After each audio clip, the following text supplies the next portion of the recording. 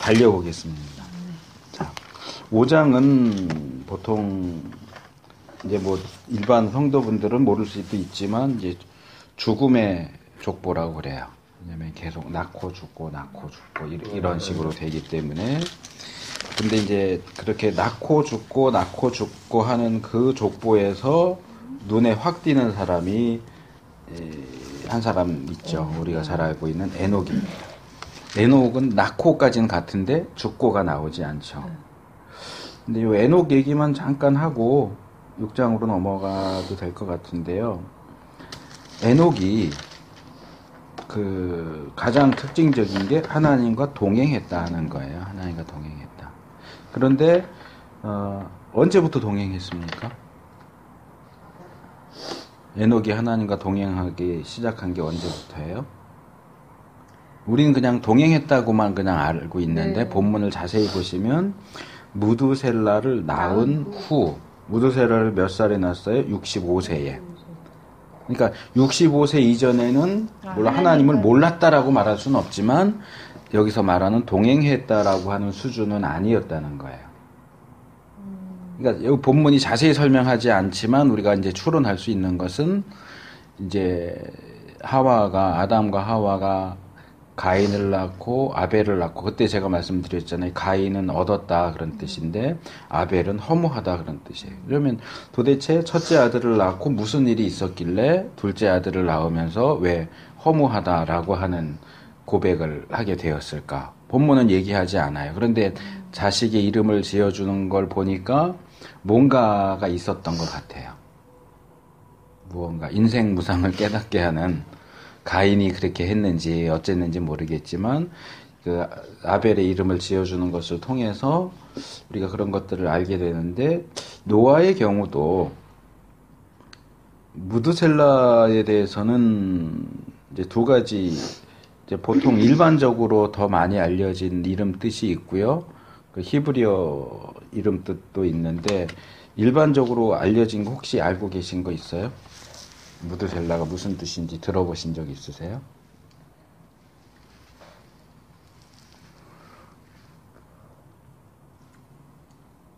감독님 몰라요. 지금 몰라요. 지금 목사님은 저하고 눈은 안 맞추고 계세요. 지금 물어보려고 계속 쳐다보는데 계속 이제 그 설명을 하시는 분이 종종 있어요. 뭐라 그러냐면 그가 죽으면 떨어지리라 뭐 이런 뜻이다라고 설명을 해요. 그가 죽으면 떨어지리라. 왜 그렇게 얘기를 하느냐 하면 일단 우리가 구약 성경 뭐 신약도 마찬가지지만 구약 성경에 나오는 족보를 볼 때 그런 분들이 꼭 있어요. 이 족보를 계산하는 분, 저하고 정반대인 숫자를 좋아하시는 분들. 족보를 막 계산하면 노아 홍수가 일어난 해가 무드셀라가 죽은 해예요. 그러니까 에녹이 몇 살에 무드셀라를 낳았다, 무드셀라가 몇 살 죽었다 나오잖아요. 우리가 아는 969세잖아요. 제일 오래 산 사람이잖아요. 근데 무드셀라의 손자가 노아예요. 무드셀라가 라멕을 낳았고 라멕이 노아를 낳았고 이 날짜를 계산하면 그러니까 사실 요거는 3대로 보면 여기에는 별 오차가 없을 수도 있어요. 근데 실제로 계산을 해보면 무드셀라가 오래 살았기 때문에 노아가 600세 되던 해에 홍수가 왔단 말이에요. 7장 6절에 보면 그걸 보면 무드셀라가 죽은 해가 홍수가 오는 해예요. 그러니까 뭐 달까지 계산하면 어떤지 모르겠지만 무드셀라가 죽은 달은 안 나오니까 그래서 이제 그렇게 설명하는 분들이 있어요. 그러니까 그가 죽으면 떨어지리라가 이제 이 홍수 비가 온다는 얘기, 홍수가 온다는 얘기로 해석을 해서 그렇게 설명을 하는데 문제는 히브리어 무드셀라라고 하는 이름에는 그런 의미가 없다는 거예요. 뭐예요? 무드셀라의 히브리어 이름은 창을 든 자예요. 창을 든 자. 그러니까 뭐 용사, 칼 쓰는 사람, 창 쓰는 사람 아마 그런 식의 이름이지 않았을까. 근데 이제 이게 옛날 사람이고 히브리어가 우리에게 다 알려진 게 아니기 때문에 이제 구약도 그렇고 신약도 그렇고 이제 본문을 연구하다 보면 뭐 어려운 표현으로 하파, 팍스, 레고네, 메나 뭐 이런 게 있어요. 뭐냐 하면 신약 성경에 딱 한 번 나온 단어, 구약 성경에 딱 한 번 나온 단어. 그러니까 단어가 다른 여러 군데 나오면 비교해서 이게 무슨 뜻이구나 하는 걸 아는데 딱 한 번 나온 단어는 이거는 번역하기가 참 힘들어요. 원래 의미가 뭔지. 그러니까 이제 다른 번역본들, 고대의 다른 번역본들이나 이런 것들을 이제 참조하면서 이제 번역을 할 수밖에 없는데 이 무드셀라라고 하는 이름도 제 기억에는 성경에 여기밖에 안 나와요. 구약의 인물들 가운데 무드셀라라는 이름을 가진 또 다른 사람이 나오지는 않는 걸로 알고 있어요. 그래서 이 추측이죠. 무드셀라 이름은 그래도 히브리어 쪽으로 알아보는 것은 창을 든 자, 뭐 이렇게 볼 수 있고, 그래서 그러니까 교회 안에서 일반적으로 가르쳐지는 내용들 가운데는 확인되지 않은 것들이 상당수 있기 때문에 그런 것들을 좀 점검해 보는 게 필요해요. 네. 뭐 예를 들면 대표적인 게 사울이 바울이 된 얘기 많이 하잖아요. 맞아요. 신약에서 네. 사울이 바울이 됐다. 아니에요. 원래부터 이름이 두 개인 거예요. 그렇죠. 사울은 히브리 이름이고 네. 바울은 라틴어 이름이에요. 아, 로마식 아니고 라틴어. 로마가 라틴어예요. 로마어가 라틴어예요. 그래요? 예. 인지 알았네요. 로마어가 라틴어. 로마 시대 언어가 라틴어고 그런데 이제 로마가 문화가 발달하지 않았기 때문에 라틴어도 쓰지만 자기들이 멸망시킨 헬라의 언어, 헬라어, 그리스의 언어가 더 보편적인 공용어가 되죠. 그래서 네. 그 당시에 공용어로는 헬라어를 많이 썼고 이스라엘에서는 아람어를 주로 썼고 근데 이제 로마 사람들이나 또 로마 어떤 정치나 이런 거 관련돼서는 라틴어가 사용이 되죠. 그리고 이제 그렇게 사울이 바울이 된 걸 설명을 하시면서 같이 나오는 게 사울은 큰 자고 바울은 작은 자다 이렇게 설명을 많이 해요. 이름 뜻이. 맞아요. 근데 라틴어 파울은 작은 자가 맞아요. 근데 히브리어 사울은 큰 자라는 뜻이 없어요. 구했다 그런 뜻이에요. 히브리어 샤울은 구했다라는 뜻이에요. 큰 자라는 뜻이 없어요. 그러니까 이게 무슨 도시괴담 뭐 이런 것처럼 반은 진실이 섞이고 반은 거짓이 섞이고 이러면서 이제 소위 말하는 은혜롭게 하기 위해서라고 하는 거에서 나오는 잘못된 거. 그러니까 얼마나 설명이 좋아요. 그 예수님 만나기 전엔 사울이었는데 큰 자였는데 예수님 만나고 바울로 바꾸면서 작은 자가 됐다. 이거 굉장히 은혜로운 설명인데 문제는 맞지 않는 설명이라는 거예요. 그러니까 그런 식으로 이 도시괴담처럼 교회 안에서 가르쳐지는 내용들이 꽤 많아요. 그런 거 우리가 좀 조심할 필요가 있고 가능하면 확인하는 것도 필요하고요. 어쨌든 무드셀라가 그렇고요. 그러니까 에녹은 무드셀라를 낳으면서 뭔가를 깨우친 것 같아요. 자세한 내용은 모르겠는데 어쨌든 무드셀라를 낳으면서 하나님과 동행하는 삶을 살기 시작했다. 300년. 65세에 낳았고 300년을 살았기 때문에 합치니까 365세죠. 이것도 또 이제 상징적인 의미를 부여하는 분들도 있어요. 우리가 1년 365일이기 때문에 1년을 매일같이 365일 매일같이 동행해야 된다. 이거는 근데 적용이지. 이 본문에 에녹이 365세에 부르심을 받고 갔다고 해서 이게 꼭 365일 동행해라 그 얘기는 아니잖아요. 엄밀히 말하면 동행한 건 300년이지 365년이 아니잖아요. 그리고 동행하더니 데려가셨다. 그래서 잊지 아니했다. 하나님이 데려가셨다. 이거는 뭐 맞는지는 모르겠는데 그런 표현들이 있어서 재미있는 뭐 그랬을 수도 있겠다라는 100%는 아닌데 어느 분이 그렇게 설명을 했대요. 이 동행한다는 게 원래 그 문자적인 의미는 길을 같이 가는 거잖아요. 길을 같이 걸어가는데 하나님하고 에녹하고 이렇게 길을 같이 가다 보니까 너무 얘기가 재미있어서 서로 둘이 막 얘기하다 보니까 천국까지 갔대요. 그리고 야, 너 그냥 여기 온 길에 그냥 여기 있어라. 돌아가지 말고. 그래서 그냥 가게 됐다. 뭐 그렇게 얘기하는 분들도 있어요. 그냥 웃자고 하는 얘기죠. 어쨌든 그래서 이 그거는 동행 뭐예요? 하나님을 본 사람은 세상에 있으면 잊지 못한다고. 하나님을 봤기 때문에 여긴 봤다는 내용은 없죠. 아니 그런 네. 얘기하는 근데 이제 거예요. 성경이 나와요. 하나님을 보면 죽는다라는 네. 내용이 성경 사사기에도 나오고 출애굽기에도 나와요. 그거는 하나님의 속성 때문에 그래요. 그러니까 본 사람은 얘밖에 없다. 그래서 얘가 세상에. 아니요. 여긴 하나님 봤다는 얘기는 없잖아요. 물론 동행했는데 보지도 않고 어떻게 동행해 그러지만 앞만 보고. 아까 말한 것처럼 문자적으로는 길을 함께 간다지만 이 동행한다가 잘못된 정말 얘기네요. 예. 아니요. 구분을 해서 얘기를 해야 돼요. 일단 순서대로 하면 하나님을 본 자는 죽는다. 이거는 성경이 이야기하는 거예요. 왜 죽느냐? 하나님의 속성 때문이에요. 그러니까 저는 불 가지고 많이 설명을 하는데 제가 최근에 읽은 어느 책에 이제 전기 가지고도 설명을 하더라고요. 자, 불이 타고 있어요. 근데 거기 손을 넣으면 어떻게 돼요? 손 뒤죠. 그렇죠? 근데 불이 의식이 있어서 이놈이 감히 나한테 손을 넣어 태워야지 그러고 태우는 겁니까? 아니, 불 자체의 속성이 타는 거예요. 손을 넣으면 그냥 타는 거지 불이 나를 태우는 건 아니에요. 의도를 가지고 태우는 건 아니에요. 거룩하신 하나님 앞에 죄인인 인간이 노출되면 그 죄 때문에 죽을 수밖에 없어요. 하나님이 죽이시는 게 아니고 죽는 거예요. 자연현상처럼.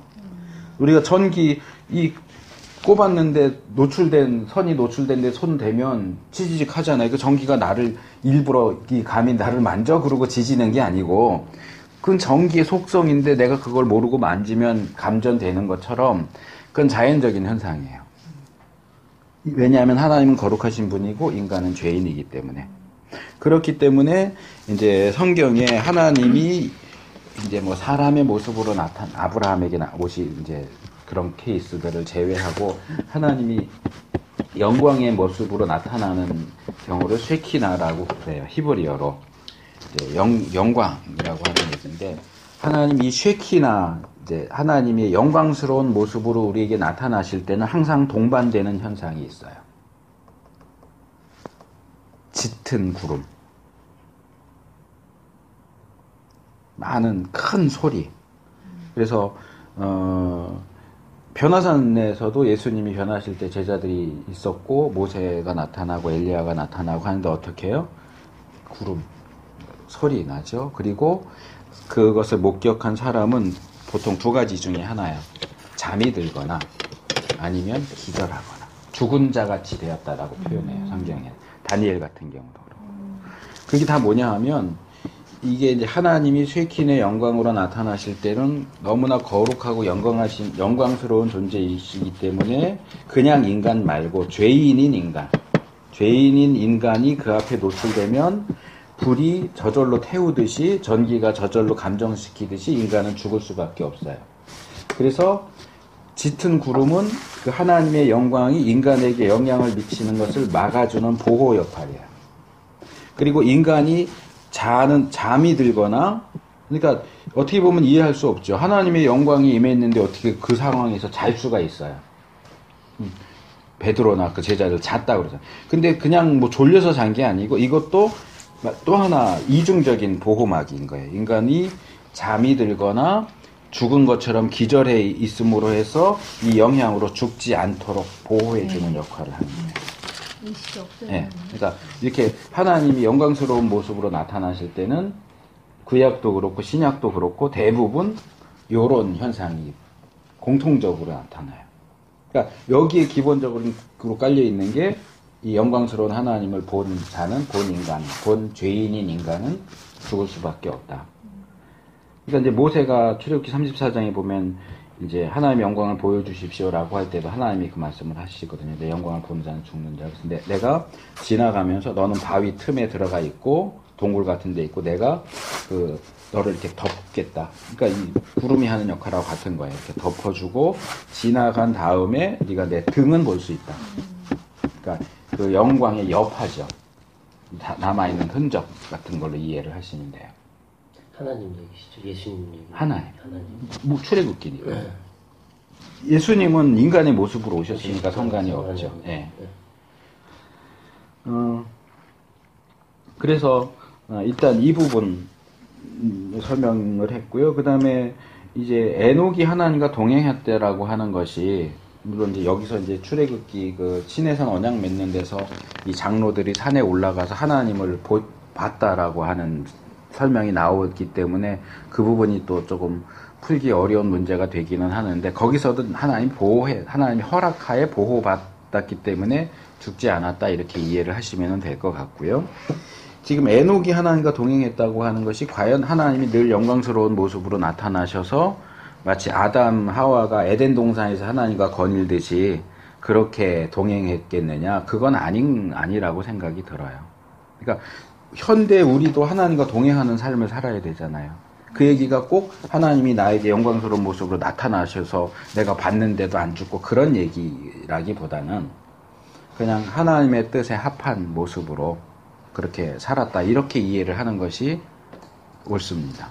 어떤 그 친밀한 교제. 그렇죠. 인격적인 친밀한 교제, 관계. 예. 그런 거. 꼭 눈으로 뭔가를 본다라는 개념이 아니고 그래서 여기서 이제 하나만 더 말씀을 드리면 여기 22절에도 동행하며 그랬고 24절에도 동행하였더니 이렇게 돼 있는데 자, 이 에녹의 생애를 보면 65세까지는 없고 65세에 무두셀라를 낳았어요.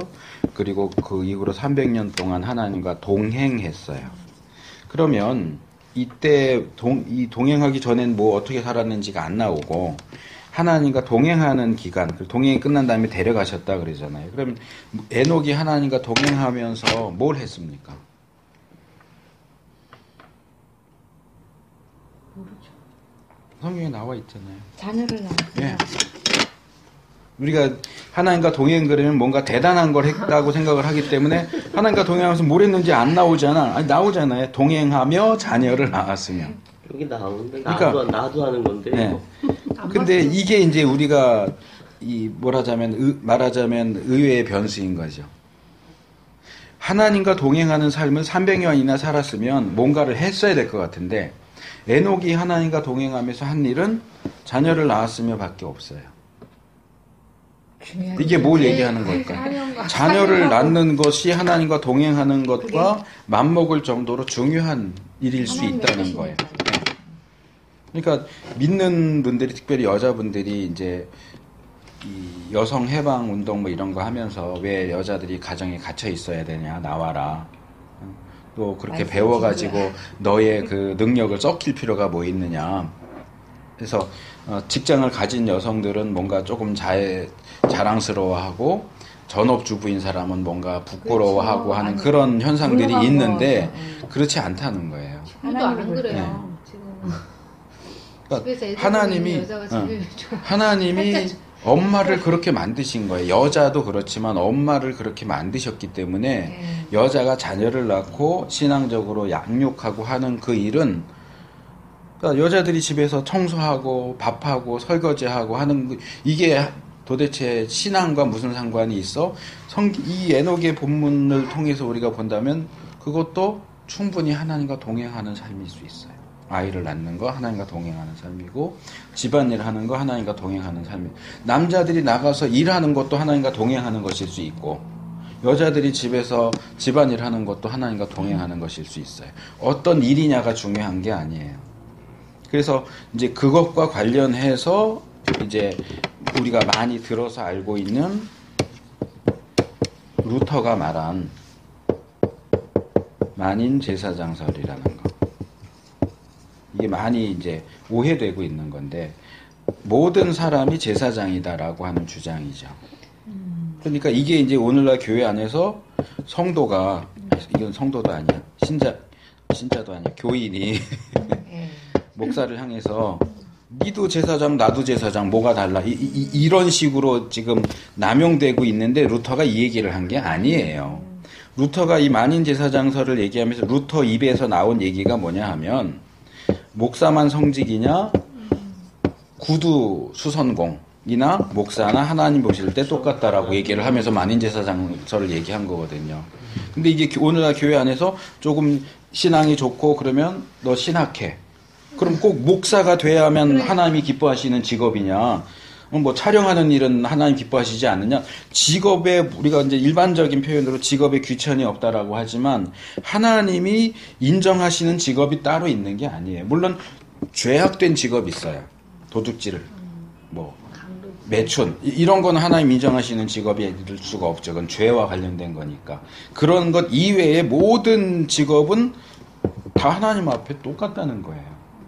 목사도 하나님 앞에서 이제 신약 시대 이후로 볼 때 제사장만 모두가 왕 같은 제사장이니까 목사도 제사장이고 구두수성공도 하나님 앞에서 제사장이다. 그런 의미에서 이게 같다는 얘기지.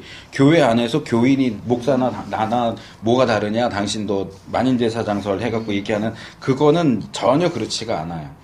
루터가 이 이야기를 만인제사장설 얘기를 하면서 또 얘기한 게 뭐냐 하면 그럼에도 불구하고 하나님께서는 교회와 성도들을 섬기기 위해서 그들의 지도자로서 목사라는 매우 중요한 직책을 주셨다라고. 근데 이거 얘기하는 사람 저 한 번도 본 적이 없어요. 다 이것만 얘기하고 이것도 제대로 얘기 안 하고 이쪽으로만 돌려서 얘기해요. 니나 나나 뭐가 달라. 똑같은데. 만인제사장설 이런 거 하라고 준 게 아니에요. 얘기한 게 아니에요. 루터가. 너무 그러니까 성속 이원론이에요. 성속 이원론을 깨트리는 거예요. 이게 이제 구약 스가랴서에 보면 마지막 때 이제 하나님이 오시면 말 목에다 거는 말 방울까지도 거룩하다 하리라 하는 표현이 나와요. 그 어디서 나오냐면 제사제도에서 나오는 거예요. 성막, 성소, 거기서 사용하는 성물 이런 것들은 거룩한 물건이에요. 그렇지만 우리가 일반적으로 쓰는 그릇 이런 건 거룩한 물건이 아니죠. 말 목에다 달아주는 방울이 뭐 거룩하겠어요. 그런데 하나님의 나라가 임하면 더 이상 성속 이원론의 개념이 없어진다는 거예요. 다 거룩해요. 하나님 나라에 있는 모든 것이 다 거룩해요. 그래서 계시록 21장에 보면 마지막에 그 만국의 왕들이 만국의 보화를 가지고 예루살렘, 새 예루살렘 성으로 들어와요. 들어오는데 속된 것은 거기 들어오지 못한다 얘기해요. 그럼 속된 것이 못 들어오면 그럼 일반적으로 쓰는 그릇 같은 거 못 들어올까요? 말하자면 음악 같은 거. 음악은 꼭 교회에서 부르는 성가곡만 천국에 들어가면 성가곡만 있고 일반 음악은 없을까요? 그렇지 않다고 생각해요. 저는. 무슨 핸델의 메시아 그거 새로 예루살렘에 들어갈 수 있을까요? 없을까요? 그럼 다 예스예요. 그러면 일반적인 노래 사랑을 하는 퇴폐적인 거 말고 좋은 그런 노래도 못 들어갈까요? 그런 거 들어간다고 생각해요. 저는. 말방울이 거룩한 것처럼. 예. 예. 하나님과 관계되는 것만 들어가지 않을까요? 하나님과 관계되는 것은 다 거룩해요. 근데 이 구약에서는 하나님과 관계된 장소, 성소, 하나님과 관계된 사람, 성인, 또 하나님과 관련된 시간, 거룩한 시간, 주일, 안식일. 그러니까 하나님과 관계되면 거룩한 거예요. 그래서 구약에서는 하나님과 직접적으로 관계되는 이런 성소, 또 거룩한 제사장 같은 사람들, 그리고 안식일이나 절기 이런 것들만 거룩하다고 했는데 하나님 나라가 오게 되면 그 바깥에 있었던 것들도 하나님과 관계하게 돼요. 죄악된 것은 빼고. 죄악된 것이 아닌데 이게 이제 여기서 다시 일반 은총에 대한 얘기가 나오는 거예요. 일반 은총과 특별 은총이 나눠져요. 근데 이 죄인인 인간이 그러면 죄인인 인간이 어떻게 사랑을 노래하는 아름다운 노래를 만들 수 있을까요? 죄인인데 거기서 나오는 게 일반 은총이에요. 하나님이 주신 일반 은총에 의해서 이 죄인인 인간이지만 아름다운 사랑의 노래를 만들 수 있어요. 믿는 사람만 사랑 노래를 하는 게 아니고 믿는 사람만 좋은 영상을 찍을 수 있는 게 아니고 믿지 않는 사람도 뭐 성격이 개차반인 사람도 좋은 영상을 만들 수 있어요. 그게 다 일반 은총의 영역이에요. 그러니까 좋은 것, 이 일반 은총의 영역 속에서 만들어진 이렇게 꼭 신앙적이고 종교적이고 영적인 것 이외의 것들이 이 세상에 있지만 마치 여리고성을 무너뜨리면서 그 안에 있는 것들 중에 전리품을 여호와의 곳간에 넣어요. 다 파괴하는 게 아니고 불을 기본적으로는 불을 통과해요. 그러니까 불을 태워서 그릇 같은 거 이렇게 통과시키면 이 불로 정화시키는 거예요. 정결하게 해서 금그릇, 은그릇 이런 것들은 불을 통과해서 여호와의 곳간이 들어가요. 이것은 거룩해졌다는 얘기예요. 하나님 앞에 드릴 수 있는. 근데 불에다 집어넣으면 탈 거, 그런 건 물 가지고 해요. 물로 씻어요. 물을 통과해가지고 집어넣어요. 자, 또 다른 예를 들어볼까요? 성막을 만드는데 성막에 많은 물건들이 사용됐어요. 금도 사용됐고, 그렇죠? 놋도 사용됐고, 또는 보석도 사용됐어요. 그럼 이스라엘이 성막 만드는데 사용하는 광야에서 시내산에서 만들었는데 출애굽한 지 1년도 안 돼 갖고 만들었는데 금, 은, 보석을 다 어디서 났을까요? 노예살이 하던 사람이 금, 은, 보석이 어디 있어요? 이거 출애굽할 때 받아 나온 거예요. 누구한테? 애굽 사람들한테. 출애굽기에 나오잖아요. 나갈 때 애굽 사람들이 금, 은, 보석을 준다고요. 그럼 이 금, 은, 보석은 애굽 사람 건데 애굽 사람들 것 가지고 하나님을 위한 성막 만들어도 돼요? 원칙적으로는 안 되는 거죠. 그런데 이미 이게 이스라엘 손에 들어왔기 때문에 이들이 다시 성막을 건설을 위해서 바쳤을 때 그것을 부정하다. 그거 애굽 건데 그러지 않아요. 심지어는 이거 만들 때 이 브사렐과 오홀리압 얘기도 나오지만 이게 이제 열왕기나 역대기로 가면 성전 짓는 얘기로 나오면서 두로 사람 히람 기술자를 보낸다고요. 유대 사람이 아니에요. 그 사람이 혼혈이에요. 근데 왜 이방인을 불러다가 성전 건축 책임자를만 해요. 그럼 어떻게 성전을 짓는데 이방인을 데려다 쓸 수 있어요? 여기 짓는 나무도 레바논에 백향목 갖다 쓰는 왜 레바논은 외국에서 나무를 갖다가 들여와요? 아무리 좋은 나무지만 이스라엘 나무로 해야 되는 거 아니에요? 그러니까 교회 외적인 것에 대해서 우리가 지나치게 배타적일 필요가 없어요. 예. 네. 그러니까 구약, 이제 신약은 좀 그런 게 덜한데 구약 이렇게 들여다보면 이런 거 굉장히 많아요. 근데 이제 거기서 이제 구체적으로 얘기 안 하지만 우리가 전제할 수 있는 것은 교회가 있고 교회 밖에 세상이 있다고 할 때 세상에 악한 영향력이 들어오게 하는 거는 철저히 막아야 돼요. 근데 세상의 것들 가운데 교회 안에서 쓸 수 있는 것들이 있는데 이것들이 들어올 때는 뭔가 이 거름 장치 같은 것들을 정결화하는 과정이 필요하겠죠. 그냥 무조건 갖다 쓰는 건 아니에요. 그리고 이게 교회의 목적과 방식에 맞느냐 또 따져봐야 되겠죠. 그러니까 요즘 말하는 교회가 세상 기업을 놓고 벤치마킹 하겠다고 하잖아요. 근데 여기서 이것도 이제 이렇게 해가지고 교회식으로 변형시키면 되지 않느냐라고 말하지만 근원적으로 교회가 과연 기업에서 배워야 하느냐라고 하는 문제가 있는 거죠. 기업은 이윤을 목적으로 하는 단체고요. 교회는 이윤과 관계없는 단체예요. 기업이 이윤을 극대화하기 위해서 사용하는 방식들을 과연 교회가 끌어올 필요가 있느냐. 교회가 이윤을 극대화하는 단체냐. 제가 전에 얘기했는지 성가대 얘기했나요? 제가? 여기서? 자, 성가대를 예를 들어봐요. 대부분 이제 어떤 분들은 저도 이제 성가대 지회를 오래 했지만 어떤 분은 악보를 볼 줄도 몰라요. 근데 성가대 하고 싶대요. 그러면 안 받아줘요? 받아줘요. 근데 솔직히 말해서 그냥 소프라노 5명, 엘토 5명, 테너 5명, 베이스 5명, 성악 전공하는 사람 20명만 고용해서 하면 어중이 떠중이 100명 모아놓은 일반 성가대보다 훨씬 더 잘해. 그게 목적이 아닌 거지.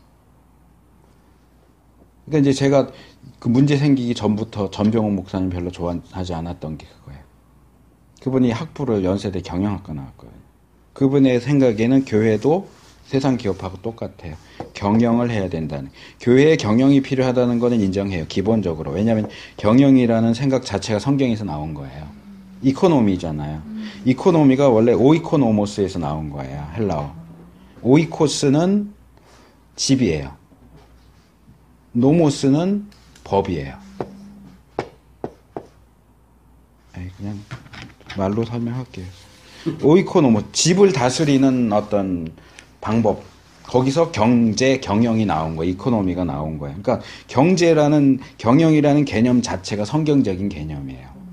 집을 꾸려 나가려면 규모 있게 해야 되잖아요. 그리고 많은 노력을 기울여서 하기보다는 적은 노력을 들여서 더 많은 이득을 얻을 수 있다면 좋은 거죠. 근데 문제는 교회도 합리적으로 경영을 해야 하지만 교회는 이윤을 추구하지 않는다는 거예요. 이렇게 해서 뭐 20명 한 사람당 뭐 한 달에 얼마씩 줘서 하면 훨씬 더 수준 높은 성가를 예배 시간에 할 수 있지만 교회 성가대의 목적은 수준 높은 찬양을 부르는 것에만 목적이 있지 않아요. 어중이 떠중이 교인들을 모아놓고 악보 보는 법도 가르치고 그 안에서 티격태격하고 하면서 이 사람들의 신앙이 성숙하는 게 더 큰 목적이에요. 찬양을 어설프게 해도. 이것은 경영적인 마인드로 가지고는 할 수가 없는 거예요. 이게 이제 박영선 목사님이 얘기하는 교회의 방식이에요. 이게 교회의 방식이에요. 이건 세상의 방식이에요. 근데 전병훈 목사의 방식은 이거예요. 이렇게 하자는 거예요. 근데 저는 이건 반대해요.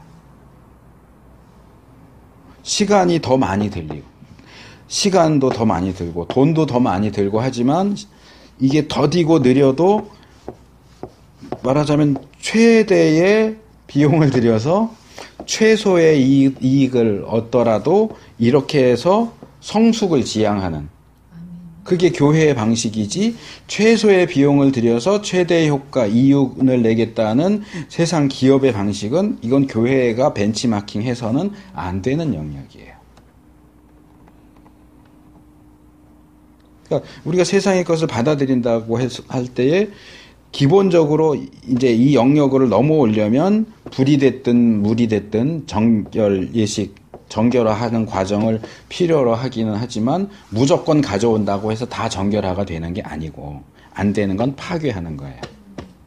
그리고 되는 것만 정결화해서 오는 거지 세상 것 아무거나 다 갖고 와도 돼? 아니요. 그렇지 않아요.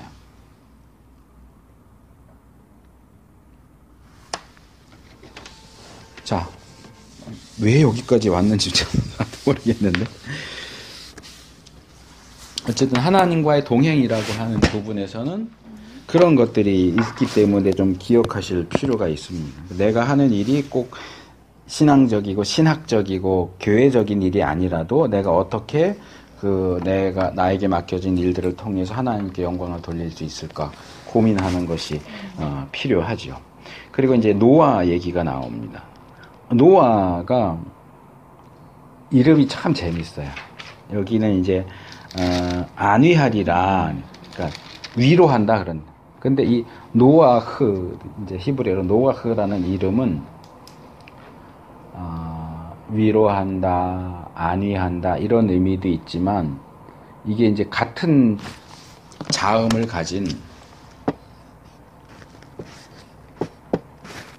이게 노아흐인데 이게 이제 뒤에 이거만 붙으면 나함이 돼가지고 후회한다 그런 뜻이 돼요. 그러니까 6장으로 넘어가면 하나님이 인간을 지으신 것을 후회하셨다. 그래서 지금 이 6장에서는 노아하고 우리는 이제 번역은 노아 이렇게 했지만 노아흐하고 나함이 짝을 이루고 있는 거예요. 그러니까 하나님이 세상을 보고 후회하세요. 한탄하셨다라는. 네, 뭐 후회, 한탄, 후회. 근데 그 세상을 구하기 위한 어떤 뭐라고 그럴까 해결책으로서 등장하는 인물이 노아죠. 그래서 마치 11장 끝에 아브라함이 소개되면서 12장 넘어가면서 아브라함이 이제 주역으로 등장하는 것처럼 5장 끝에 노아가 등장하고 소개가 되고 6장으로 넘어가면 노아가 중심 인물로 나타나죠. 그리고 이제 지난번에 얘기했지만 노아는 500세에 거기 된 후에 이렇게 돼 있지만 된 후가 그게 원래 작은 글씨거든요. 작은 글씨로 안 돼 있는 성경도 있을 텐데 그 원래 원문에 없다는 얘기예요. 작은 글씨는. 요즘 나오는 성경들은 그 작은 글씨 표기를 거의 안 하는 것 같아요. 그런 것 같아요. 예, 별로 안 좋은 것 같아요. 그러니까 왜냐하면 500세에 셈 함야벳을 낳았다 그러면 쌍둥이가 되잖아요. 새 쌍둥이.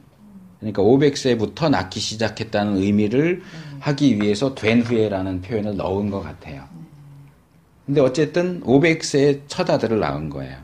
그리고 홍수가 600세에 왔죠.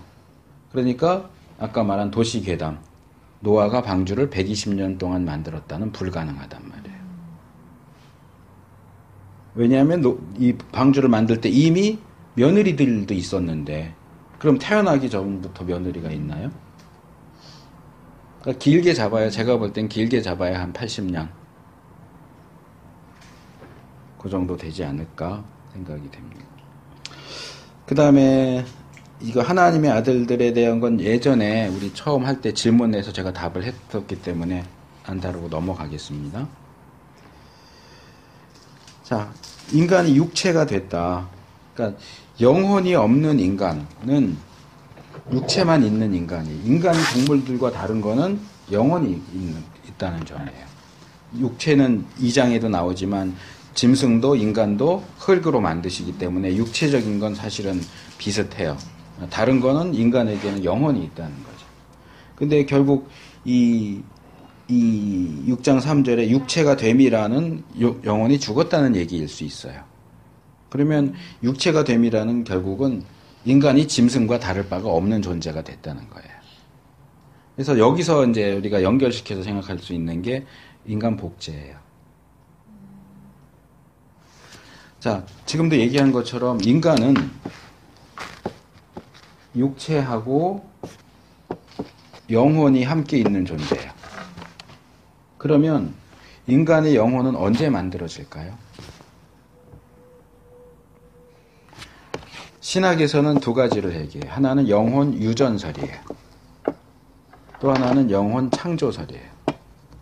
그러니까 영혼은 엄마와 아빠가 성관계를 가져서 아이가 잉태될 때에 엄마로부터 아빠로부터 영혼이 유전된다라는 게 유전설인데 우리는 영혼 유전설을 믿지 않아요. 인정하지 않아요.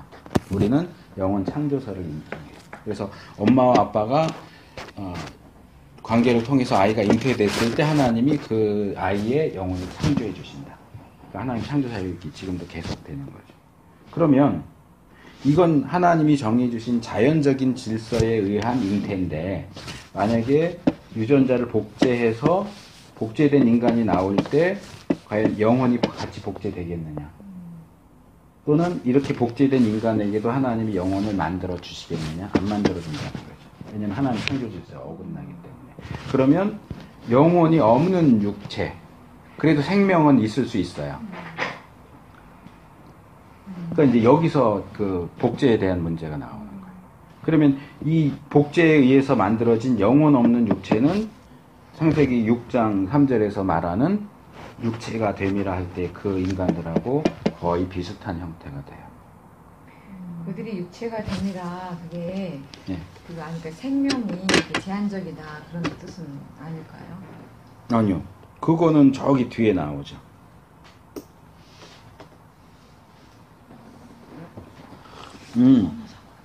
그럴 가능성도 아주 없지는 않아요. 예.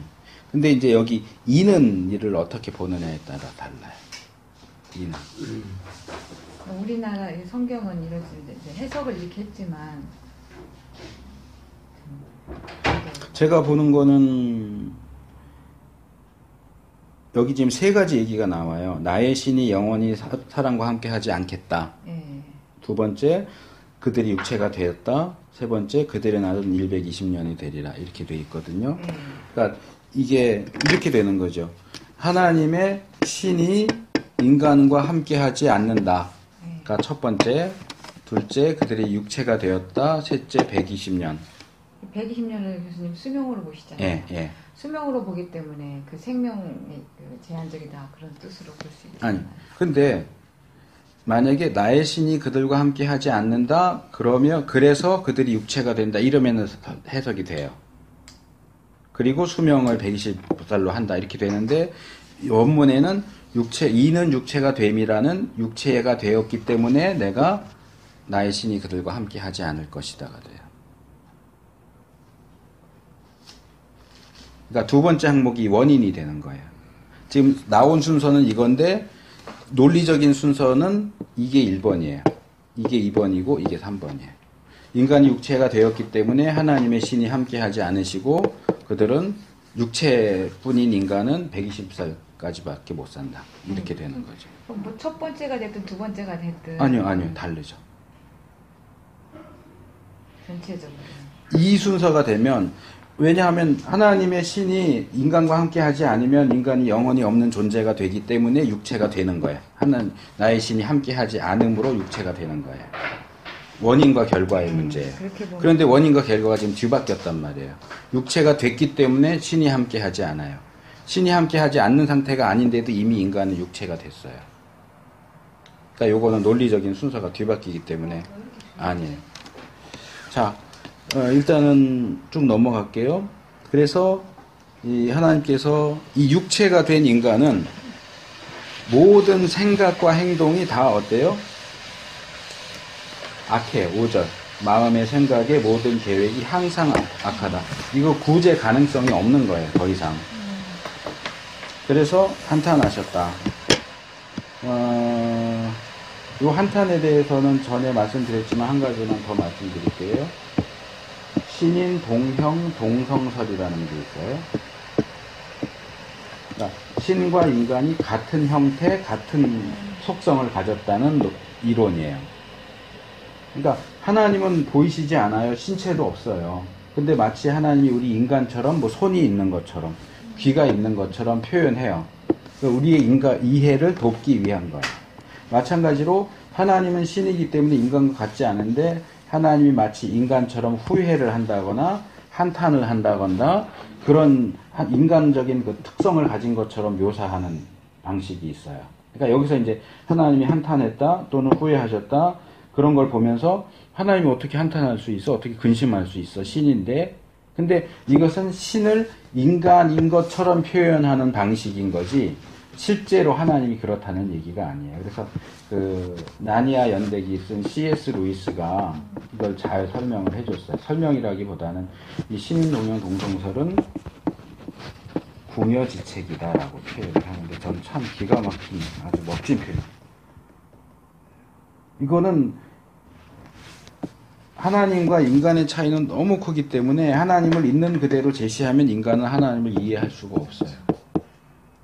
그러니까 하나님을 인간 수준인 것처럼 낮춰서 아주 비슷하게 표현을 하는 거예요. 그러면 이제 그제서야 어느 정도 이해가 가능한데 사실 이거는 이 하나님과 역시 마찬가지로 굉장한 차이가 나는 거예요.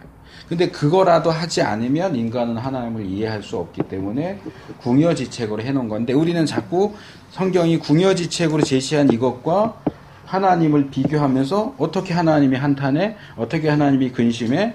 어떻게 하나님이 후회해? 이렇게 하는데 이건 얘가 돌대가리라서 설명하느라고 쉽게 얘기를 한 거지 실제로 하나님이 한탄하고 후회하는 게 아니라는 거예요.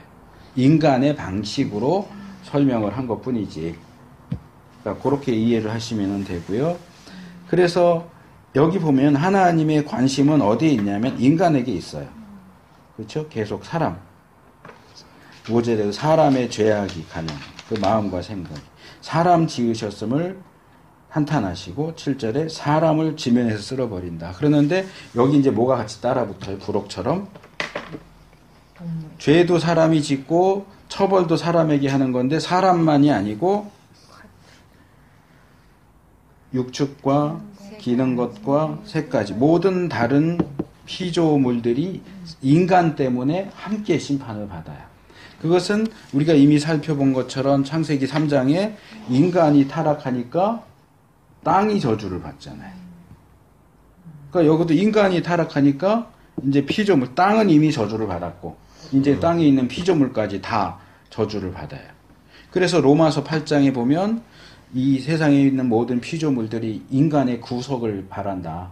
왜냐하면 인간이 타락했기 때문에 이 피조물과 이 땅 세상이 자기들이 원하는 게 아닌데 이 악에게 굴복하고 있고 그래서 인간이 구원받으면 피조물도 구원을 받아요. 그렇기 때문에 더 이상 악에게 굴복하지 않아도 되기 때문에 이 피조물을 인격화시켜서 그들이 인간의 구원을 바라본다. 지난번에 제가 그 짐승도 구원 받느냐 그 얘기하면서 잠깐 언급을 했었는데, 그래서 하나님이 인간을 만드시고 모든 피조물을 다스리게 하시잖아요.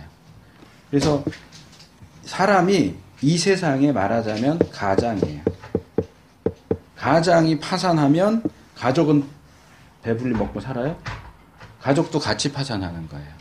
인간이 가장이기 때문에 우리는 이제 이런 쪽으로 연결 안 하고 어느 쪽으로 연결하냐면 같은 인간 후손이죠. 그래서 원죄로 설명하죠.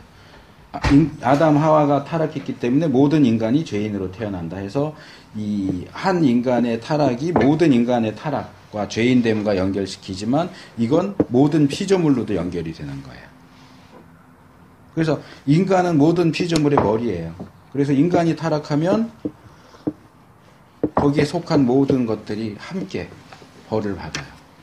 근데 여기 이제 하나 빠진 게 뭐냐 하면 물속에 사는 짐승들은 빠지죠. 왜냐하면 홍수 심판이기 때문에 물속에 있는 그 동물들은 홍수가 와도 안 죽어요. 그러니까 여기 지금 물속에 있는 것들은 심판의 대상에서 빠져요. 그래서 이제 이 육축과 기는 것과 새는 이제 그 중에서 일부만 2쌍씩 또는 7쌍씩 노아의 방주에 태워진 종들만 이제 살아나서 다시 번성을 하고 물속에 있는 건 또 다른 영역이 되죠.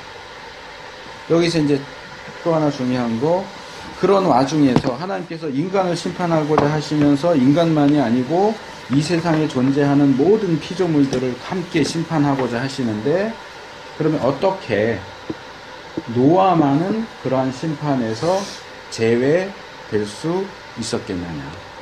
거기에 대한 설명이 8절이에요. 그러나 노아는 여호와께 은혜를 입었다. 그러면서 8절에서 노아가 여호와께 은혜를 입었다는 얘기를 하면서 9절로 넘어오면 노아를 소개하는데, 노아는 의인이고 완전한 자고 또 나오죠. 하나님과 동행. 이게 성경에서 하나님과 동행했다라고 하는 표현이 2번 나오는데, 한 번은 에녹, 한 번은 노아예요. 그러니까 히브리어 표현으로는 그냥 문자적으로 함께 걸었다예요. 함께 걸었다. 하나님과 함께 걸은 사람은 노아하고 에녹하고 둘밖에 없어요. 이제 아브라함까지 넘어오면은 아브라함은 함께 걸었다가 아니고 너는 이제 우리 개역에는 내 앞에서 행하라 이렇게 돼 있는데 내 앞에서 걸어라 이게. 앞에서 걸어라. 근데 함께 걸어라는 둘밖에 없어요. 에녹하고 노아뿐이에요. 그러면 어떻게 노아는 의인이고 온전하고 하나님과 동행하는 삶을 살 수 있었느냐? 그 원인이 8절에 있다는 거예요. 하나님께 은혜를 입었기 때문입니다. 근데 이 부분이 또 아주 절묘해요. 그러니까 우리가 일반적으로 생각하는 방식은 하나님이 은혜를 주셨으니까. 자, 이걸 다시 적어볼게요. 노아는 주어 하나님께 은혜를 입었다. 은혜를 입었다 동사. 그렇죠? 이게 보호겠죠. 근데 히브리어는 노아는 하나님의 눈에 있는 은혜를 발견했다 이렇게 돼 있어요. 히브리 원문에는. 이거는 히브리어의 관용적인 표현이에요. 우리 개역에는 이렇게 번역하지 않고 다 이렇게 은혜를 입었다 이렇게 표현하는데,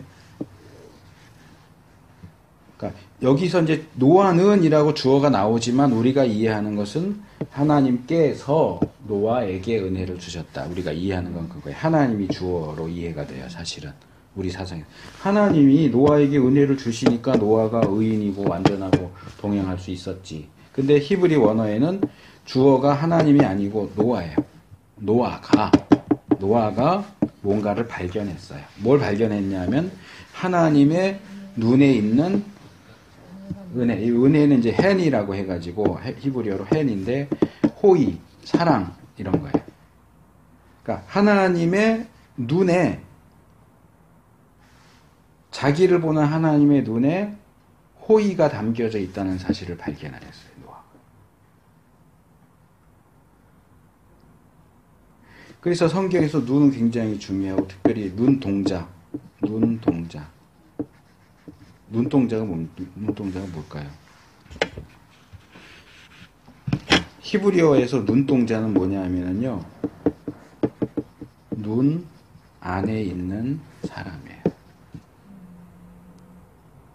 그 영화 같은 데 종종 나오잖아. 이렇게 눈동자를 이렇게 클로즈업해서 보면 여기 내가 보고, 제가 지금 박 집사님을 보면 내 눈동자에 박 집사님 모습이 이렇게 나오잖아요. 그거야. 그러니까 우리나라 표현에도 있잖아요. 그 뭐 예를 들어서 할아버지가 손주를 너무 이뻐하면 눈에 넣어도 아프지 않다 이런 표현을 쓰죠. 그거랑 아주 비슷한 표현이에요.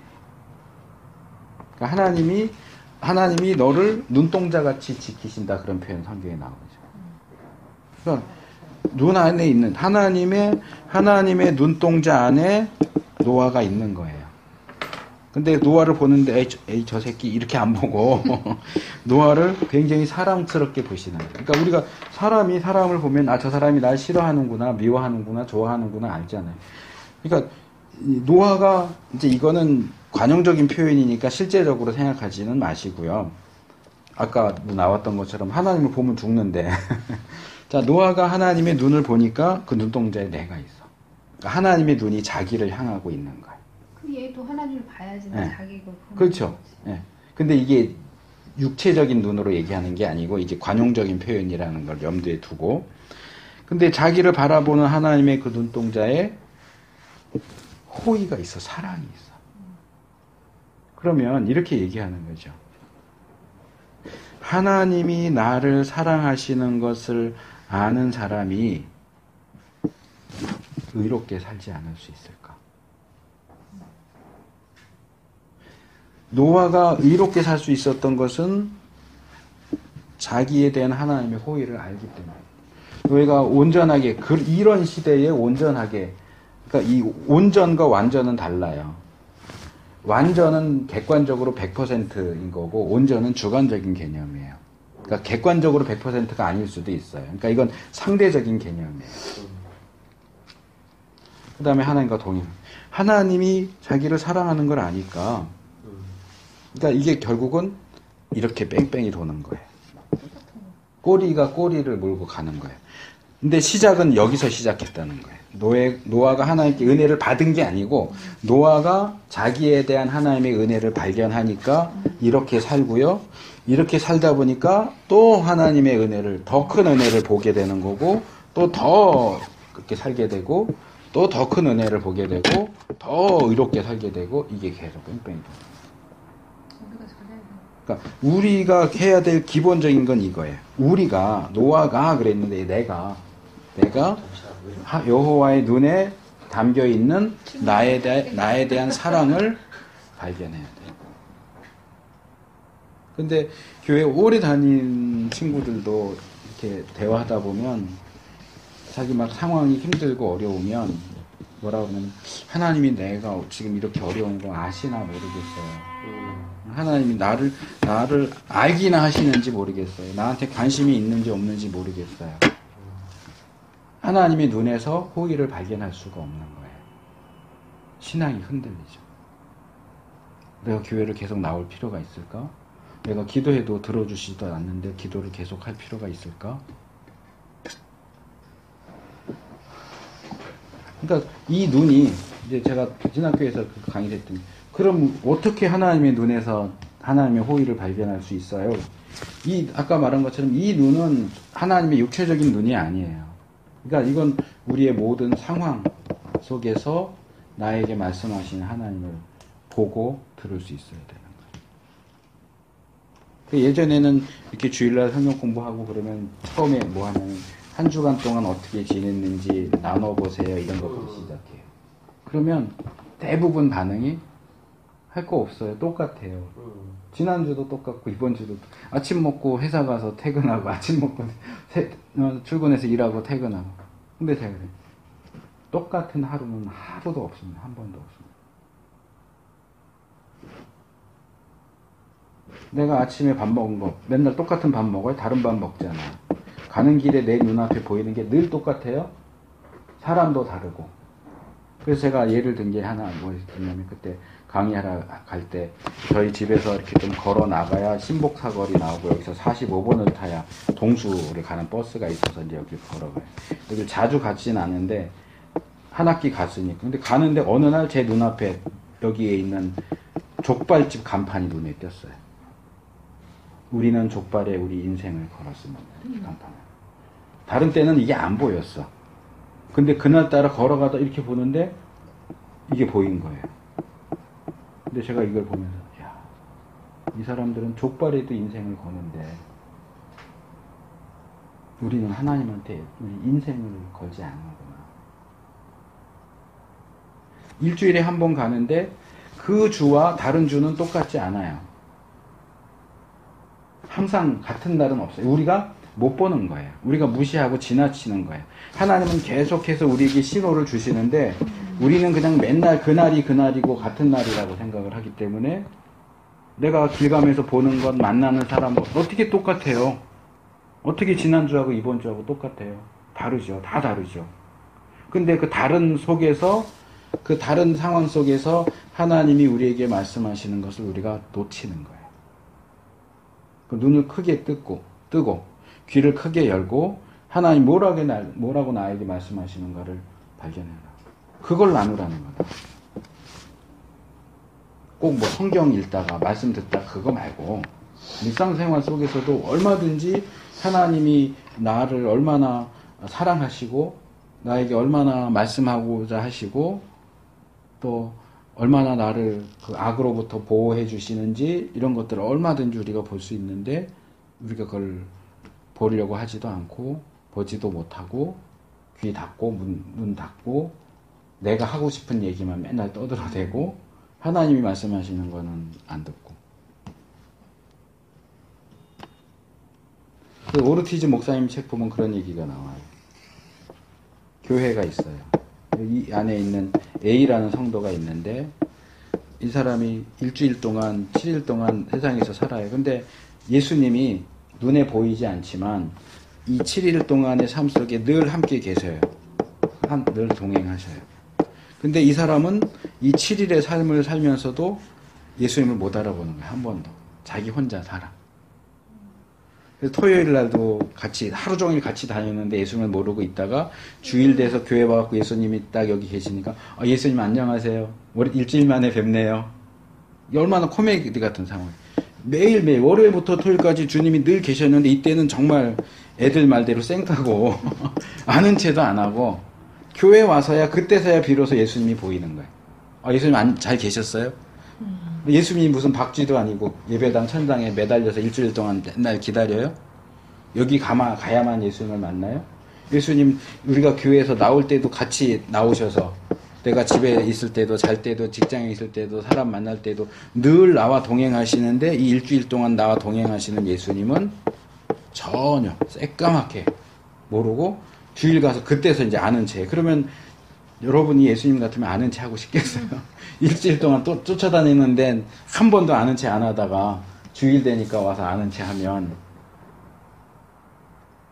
그런 비슷한 얘기를 그 오르티즈 목사님이 해요. 주님이 교회 안에만 있는 주님이냐. 아까 노아 얘기, 에녹 얘기하면서 동행 얘기도 했지만 같은 얘기예요. 우리가 주님과 동행한다는 건 뭐냐 도대체. 기도할 때만, 성경을 읽을 때만, 어떤 종교적이고 신앙적인 것 할 때만 동행하느냐? 아니요. 화장실에 가서 앉아있을 때도 주님 동행하시고. 그래서 그것의 가장 극단적인 표현은 뭐냐 하면 죄를 지을 때도 하나님 앞에서 지으라. 사실 그렇죠. 우리가 하나님으로부터 숨겨져서 죄 지을 수 있어요? 없어요. 아무리 지하로 파고 들어가도 하나님 거기도 계세요. 근데 그거를 하나님 모르시겠지.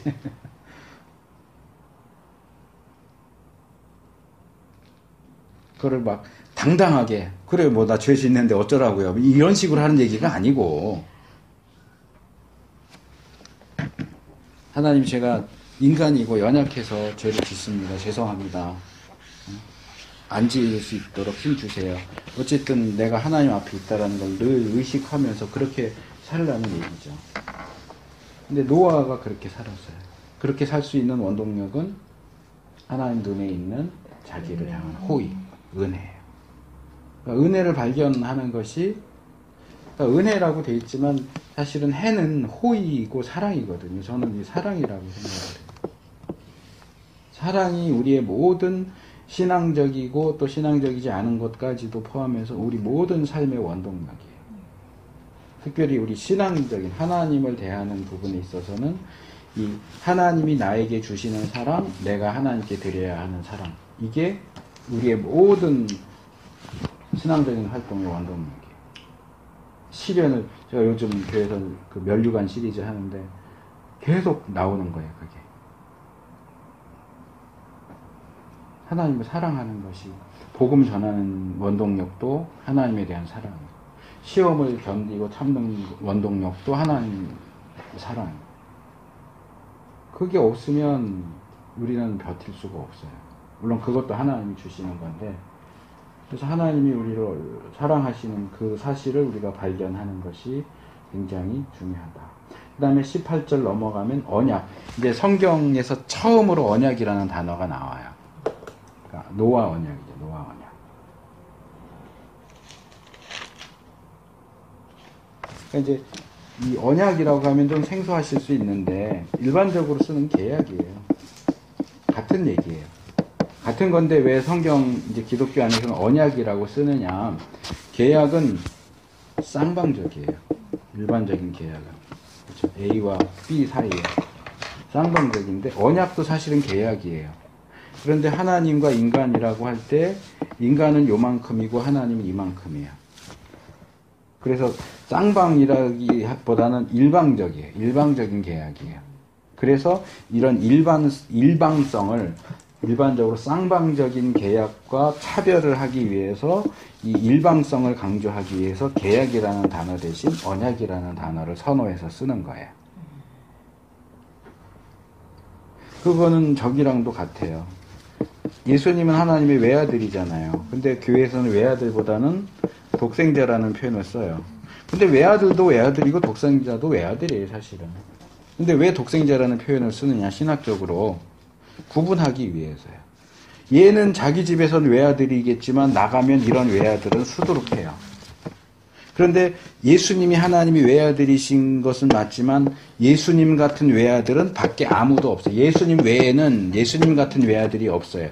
그렇기 때문에 예수님의 그런 독특성을 강조하기 위해서 예수님을 얘기할 땐 독생자라고, 외아들이라고도 표현을 하지만 신학적으로는 독생자라는 요 표현을 선호하는 거고, 계약이나 언약이나 사실은 같은 거지만 이 일방성을 강조하기 위해서 언약이라는 표현을 굳이 선택해서 사용을 하는 겁니다. 그래서 하나님과 여기 노아 너가 뭐 어떻게 해라 이런 거 없어요. 하나님이 일방적으로 하시죠.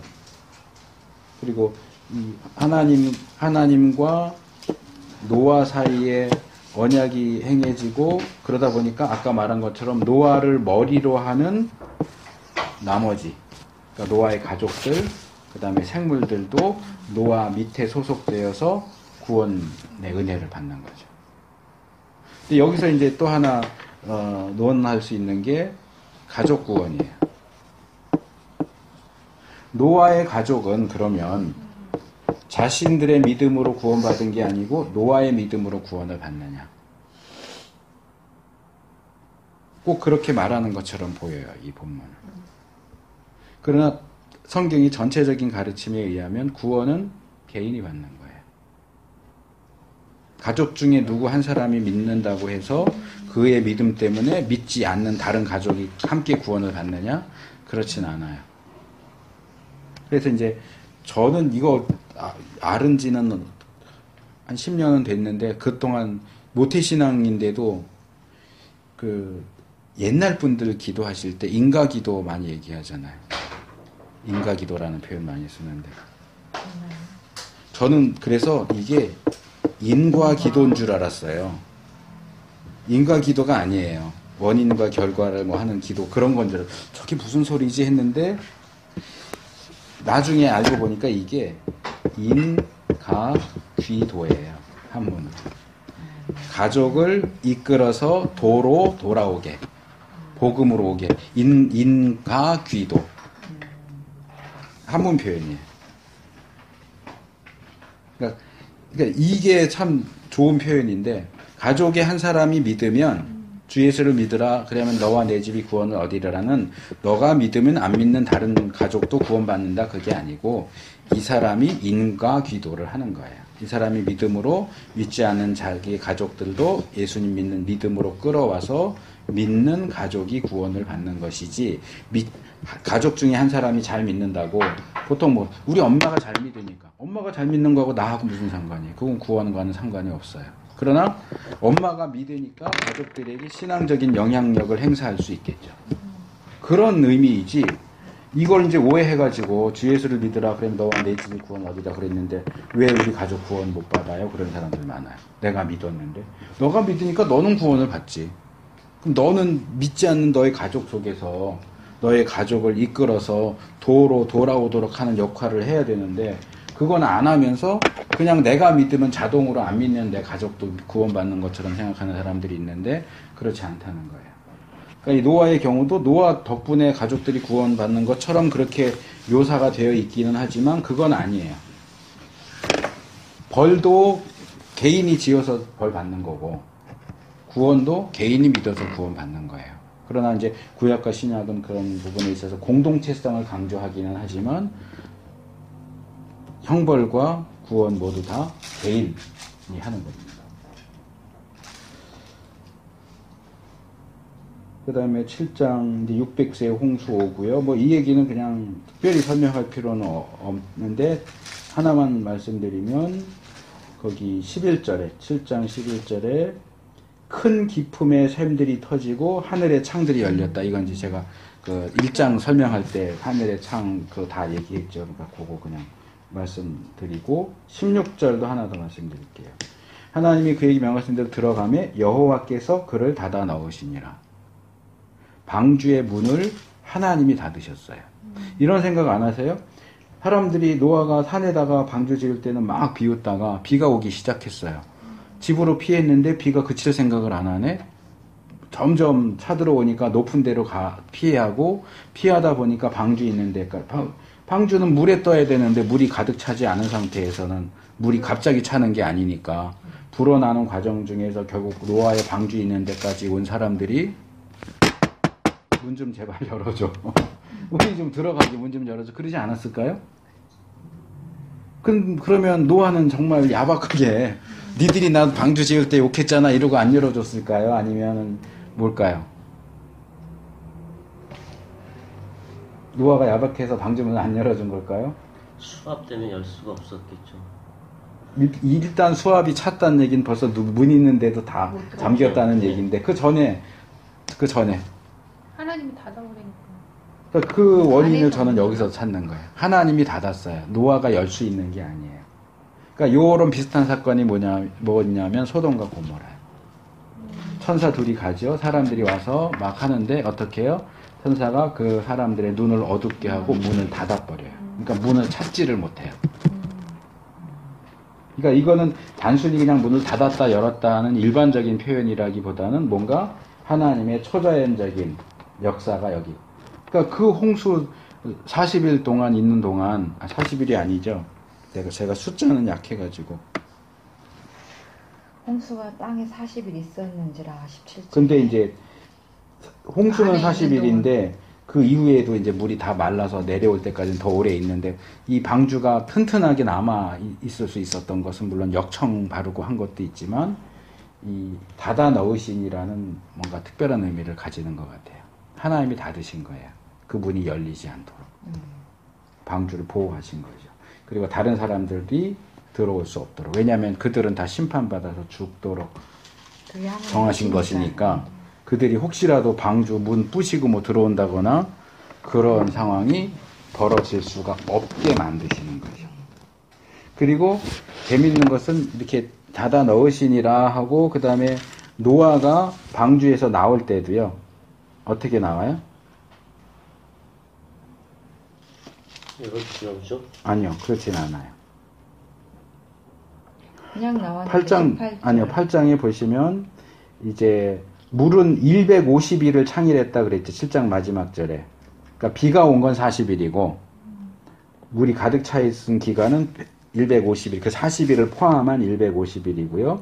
그 다음에 하나님이 바람으로 물을 감하게 하시죠. 이거 그 홍해 건널 때도 바람으로 강을 가르시죠.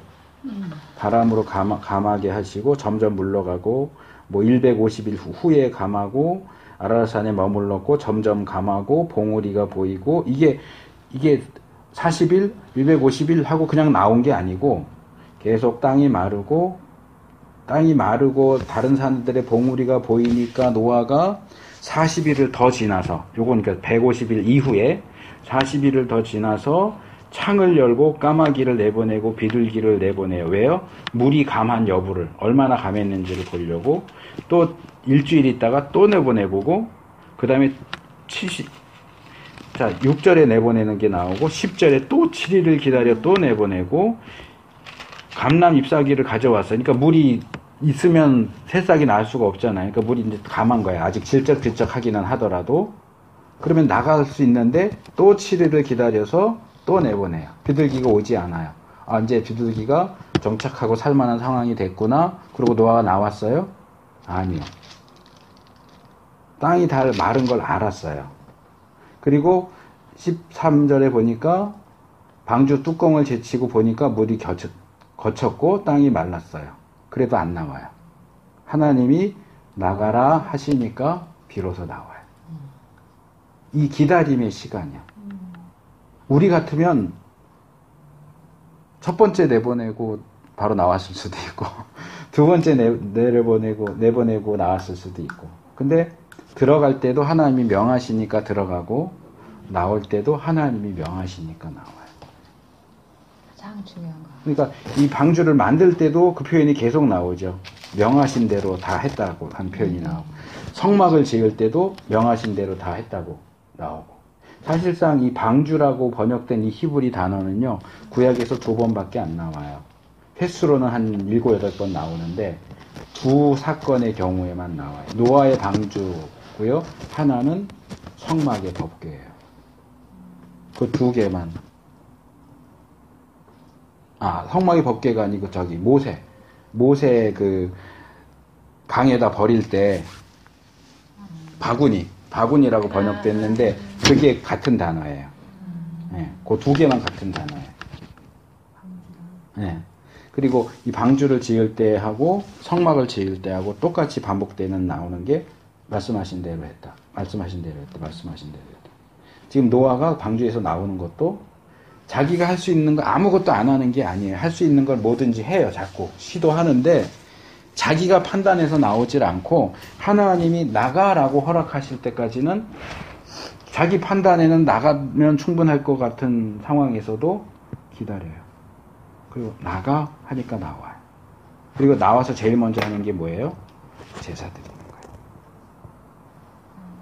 그러니까 이게 어떻게 보면 굉장히 고리타분하게 보일 수도 있는데 얼마나 믿음 안에서 하나님이 명령하시는 대로만 하려고 그렇게 노력을 하는지 이 부분을 통해서 우리가 배울 수 있어요. 아멘. 특별히 이 8장 부분을 보면서 제가 예전에 이제 노아 설교하면서 이 부분에 집중을 했었는데 노아의 기다림, 하나님의 허락이 떨어질 때까지 기다려요. 우리가 지금 뭔가를 할 때도 뭐 목사님도 아까 오면서 잠깐 무슨 얘기를 하셨었고 또 감독님도 계속 뭐 하려고 계속 하시지만 우리가 생각하고 계획하고 이러면 됐어 해서 가는 게 아니고 말하자면 하나님 사인이 떨어져야 돼. 하나님 사인이 떨어질 때까지 확인하고 확인하는 일은 계속 해야 돼요. 확인하고 또 확인하고 확인하는 과정 속에서 하나님이 오케이 하면 그때부터 이제 들어가기 시작되는 거죠. 저한테 하는 얘기네요. 다 그렇지 뭐 당신한테는 특별히 하는. 자, 9장까지 하고 쉬겠습니다. 8장. 일단 질문할게요. 네. 그리고 이제 여기 동물을 먹는 얘기가 드디어 나와요. 이제 그전엔 채소만 먹었는데, 그러니까 여기 허락하는 것은 어떤 분들은 이때부터 동물을 먹었다라고 하는데 그건 아닌 것 같아요. 6장부터 인간의 상태가 별로 안 좋은 게 하나님의 허락 없이 고기를 먹었던 것 같아요. 근데 여기서는 이제 정식적인 허락을 하고 대신 제한을 붙이죠. 피는 먹지 말아라. 피를 먹지 말아라. 피는 여기서는 그냥 생명되는 피라고만 돼 있어요. 4절에 생명되는 피, 5절에 생명의 피. 그래서 피 얘기가 계속 나오죠. 자, 고기를 먹는데 피째 먹으면 안 돼. 그 다음에 5절로 넘어가면 사람을 죽이면 그걸 이제 피를 흘린다고 표현을 하거든요. 그러니까 사람을 죽이면 죽인 사람도 죽어야 돼. 왜? 인간은 특별히 하나님의 형상대로 지었기 때문에 하나님의 형상, 이미 그 형상이 다 깨지고 타락을 통해서 했지만 그래도 여전히 하나님의 형상으로 지어진 존재이기 때문에 인간에 대한 공격은 곧 하나님에 대한 공격이에요. 그래서 왜 살인하면 안 돼요? 살인이 나쁜 거죠. 그렇지만 일반적으로 살인이 나쁘다가 아니고 성경적으로는 인간은 하나님의 형상대로 지음받은 존재이기 때문에 인간을 죽이는 것은 하나님에 대한 공격과 같아요. 그리고 이제 뭐 요즘 사형제도 뭐 그런 얘기 나오지만 여기 무릇 사람의 피를 흘리면, 그러니까 다른 사람을 죽이면 그 피를 흘린 그 사람이 그 자기의 피를 흘린다. 그러니까 사람을 죽인 사람은 사형 이거예요. 이 사형 제도는 하나님이 정하신 거예요. 그래서 저는 사형 제도 반대 거기는 그건 아니라고 봐요. 성경적으로. 사형제도 찬성하시는. 예. 그건 찬성이라기보다는 저는 하나님이 정해주신 법이라고 생각을 해요. 성경에. 예. 그러니까 이제 그것을 집행할 수 있는 권리를 이제 국가에게 준 거죠. 통치자들에게. 이제 그게 그 국가가 완전하지가 않죠. 그렇죠.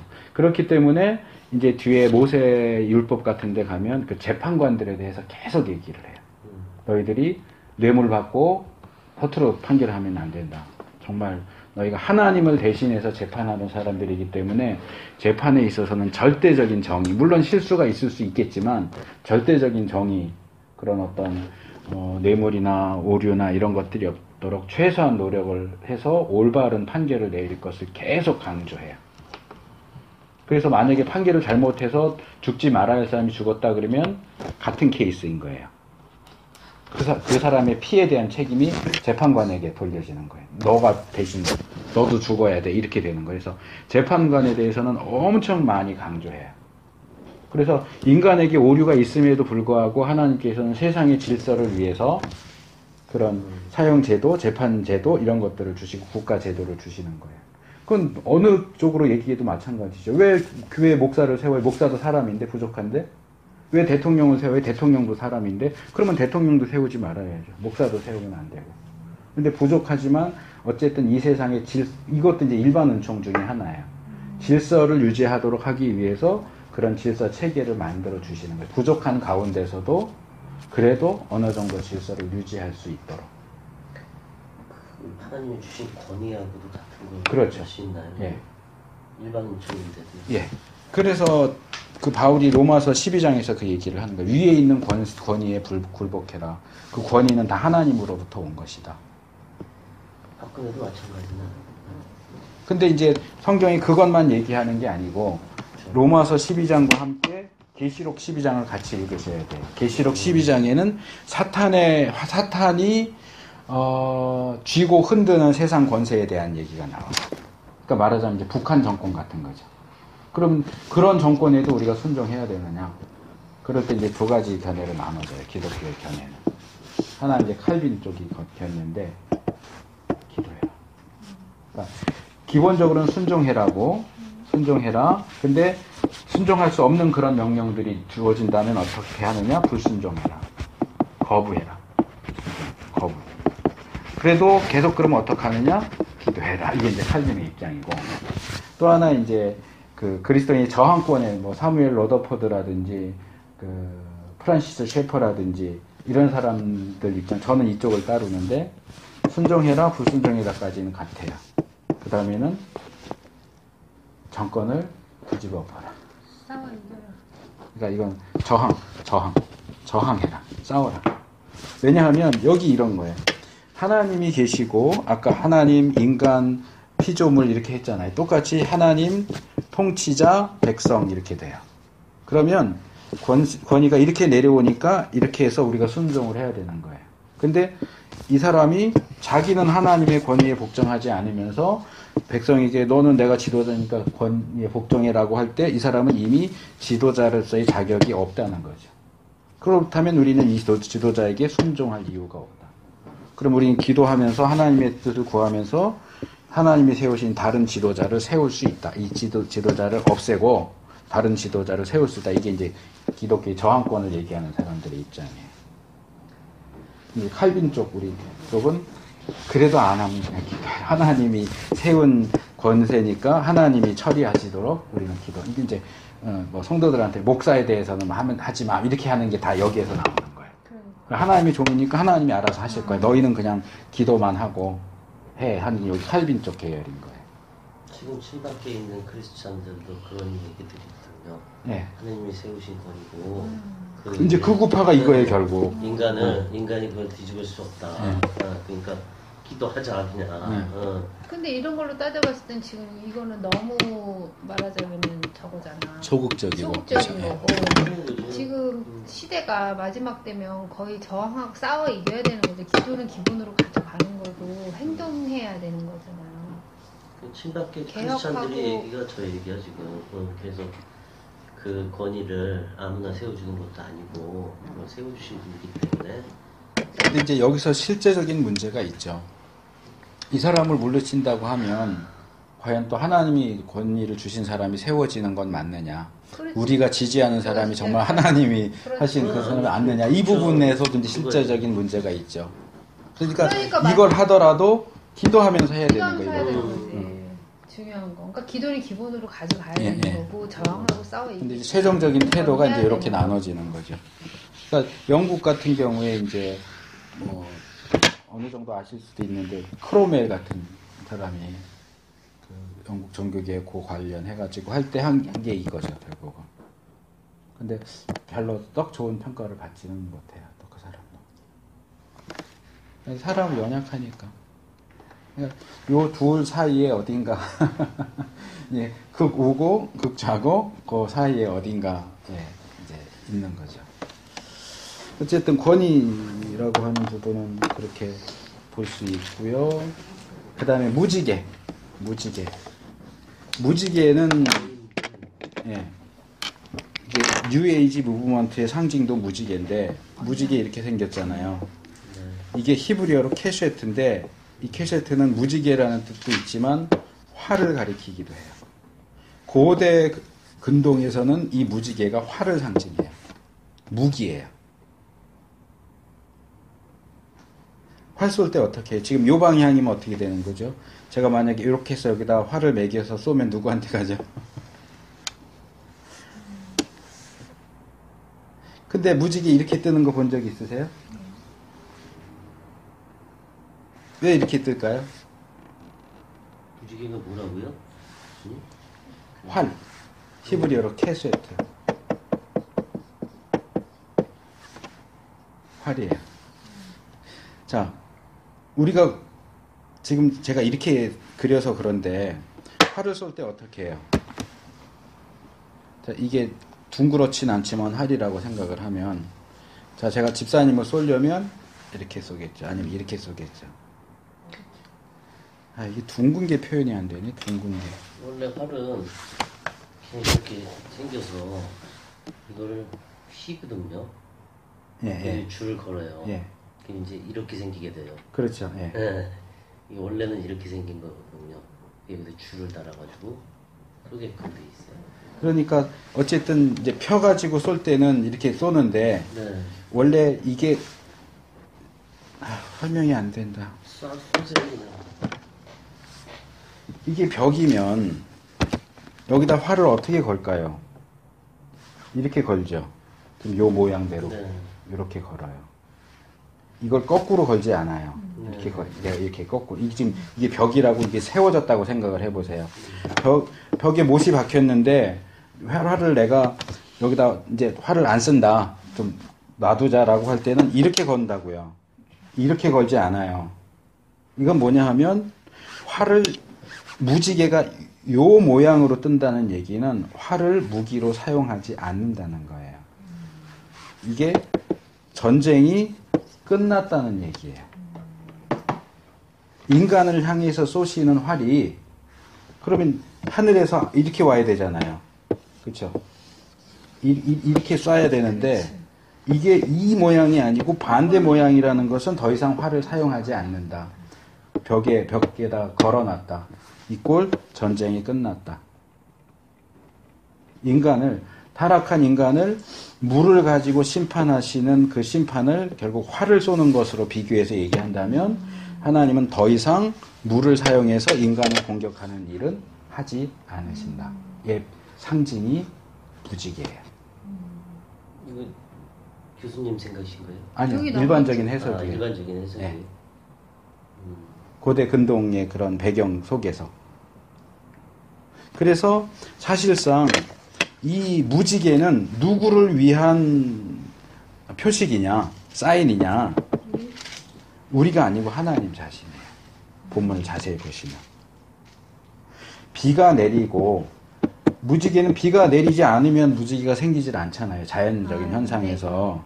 비가 내리고 무지개가 뜨면 하나님께서 이 무지개를 보시면서 아, 이거 내가 노아한테 약속했지. 그러니까 이 무지개는 하나님께 노아 언약을 기억하시도록 하는 장치예요. 그러니까 물론 우리도 그 무지개를 보면서, 그러니까 제가 그 얘기하는 것처럼 뭐 지구 온난화돼 갖고 빙산이 다 녹으면 지구가 야, 걱정하지 마. 물로는 망하지 않아. 네, 하나님이 약속하셨으니까. 아무리 그래도 물로 망하지는 않아. 하나님이 약속하셨으니까. 그러니까 불로 얘기해요.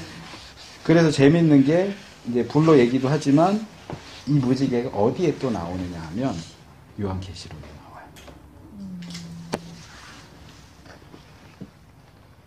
요한계시록에 하나님의 보좌에 대한 묘사를 보면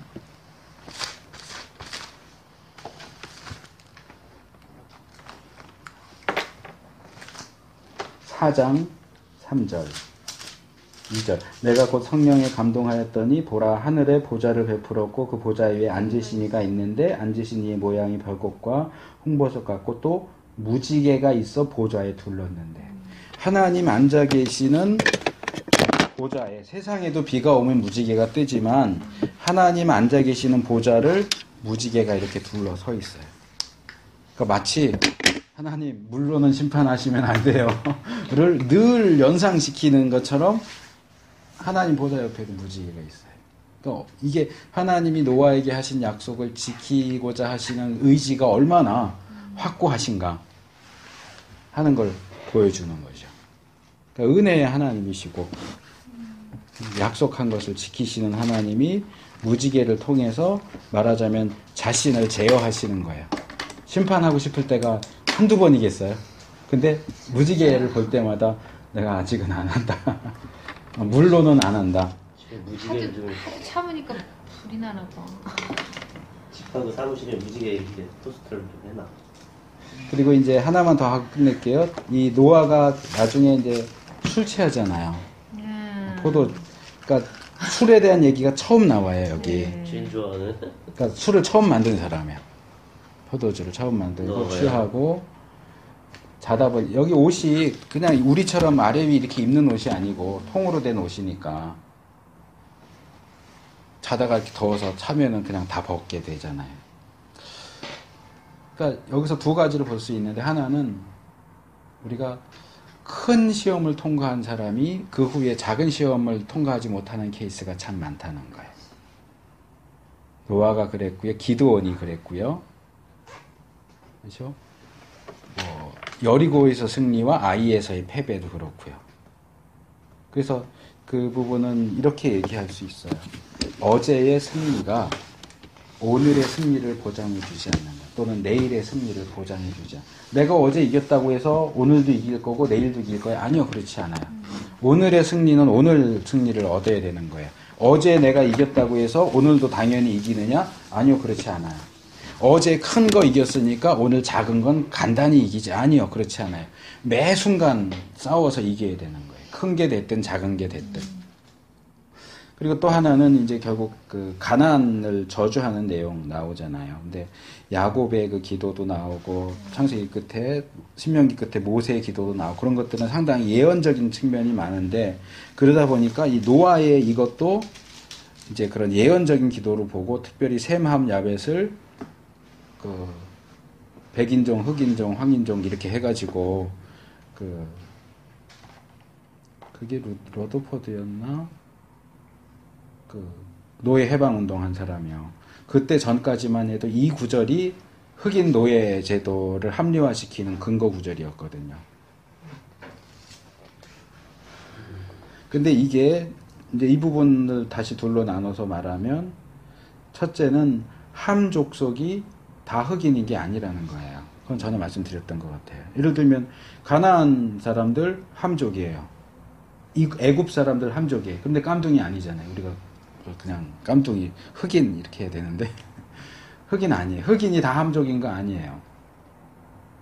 그리고 둘째로 이것은 저는 하나님이 주셔서 하신 예언이라기보다는 노아 개인적인 발언이라고 봐요. 그러니까 이것도 이제 첫 번째 얘기한 거랑 연결되는 거죠.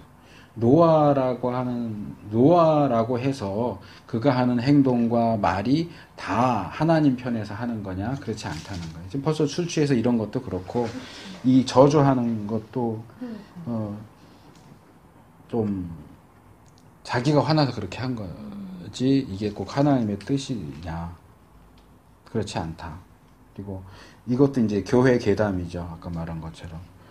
셈족은 황인종이고 함족은 흑인종이고 야벳은 백인종이 아니요, 그거 전혀 그렇지 않아요.